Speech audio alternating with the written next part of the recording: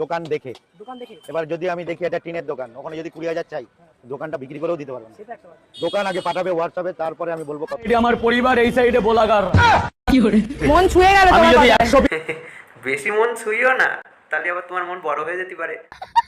নাতি বলে ঠাকমা তোমার বুকের ওপর কি, এ নাতি বলে ঠাকমা তোমার বুকের ওপর কি, তোর দাদু লুডু খেলবে গুটি সাজাইছে। দেখো কাণ্ড, টেজে কে উঠে পড়েছে, তোমরা চিনতে পারছো না? হ্যাঁ হ্যাঁ, পরিচয়টা দাও দিন। আমি বেশারে, আমি বেশারে। হবে না?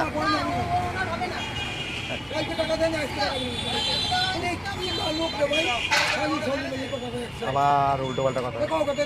এখন ঘটনাটা আরে ভাই লোক, কেমন আছে তোমরা? অনেকদিন ভিডিও দিতে পারিনি, তার জন্য সরি। জানি আমার ভিডিও দেখার জন্য তোমরা সবাই অপেক্ষা করনি, তবু নিয়ে আসলাম। চলো দুনিয়ায় কি কি চলছে দেখা যাক। বন্ধুরা, এই সেই দুই মহান বীর যারা ওই দিন ওই বিষাক্ত প্লেনটি চালাচ্ছিল, আর এরাই সমস্ত জনগণের জীবন বাঁচাতে গিয়ে নিজের জীবনটা কখন দিয়ে ফেলেছে টেরই পায়নি। তাই আজকে ভিডিও শুরু হওয়ার আগেই এনাদের আত্মার শান্তি কামনার জন্য ওম শান্তি কমেন্ট করো, তারপর ভিডিও শুরু করছি। चलो। पार्क के गार्ड है। ये लड़का वहाँ रोज आता था वीडियो शूट करने के लिए। तो इसको हम रोज देखते थे और देखते देखते हमको प्यार हो गया, तो हमसे रहा नहीं गया। इसको मांग में सिंदूर डाल के शादी कर ली। ये भोसरी के इंडिया में আবার এই নিয়ম কবে চালু হলো? হ্যাঁ, মানছি আমি ছেলে মেয়ে সমান, তাই বলে তুই ওর মাং মে সিঁদুর ভরে দিবি?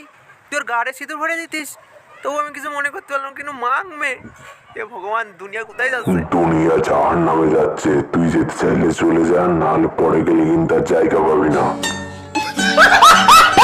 এটা আমার পরিবার এই সাইডে বলাগার এটা আমার পরিবার এই সাইডে বলাগার যারা আমাকে একটা জায়গা করে দিয়েছে। মন ছুঁয়ে গেল আমি তোমার যদি কথায়। 100 বেশি মন ছুঁইও না, তাহলে আবার তোমার মন বড় হয়ে যেতে পারে।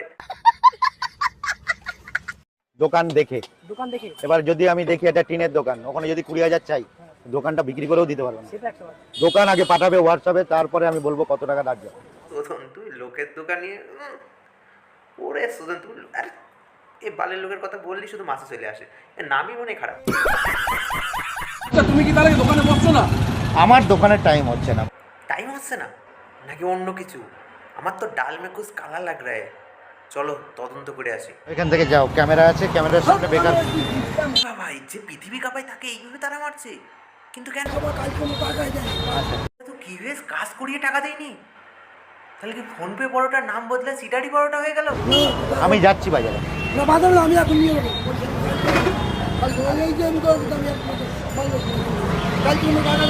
টাকা নেই আমার কাছে।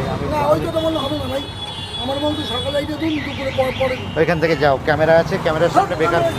মানে তোমরা ভাবো, একটা মানুষ এতটা রেগে গেছে, এই বয়স্ক মানুষটা এতটা রেগে গেছে, তার কারণ কি? তাহলে নিশ্চয়ই অনেকদিন ঘুরিয়েছে, কাজ করিয়েছে, টাকা দিচ্ছে না।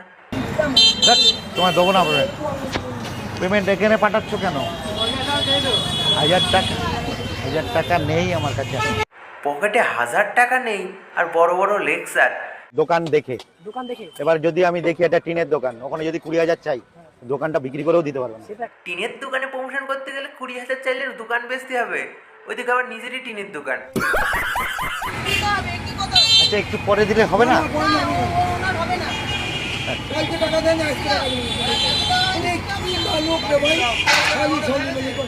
আবার উল্টো পাল্টা কথা।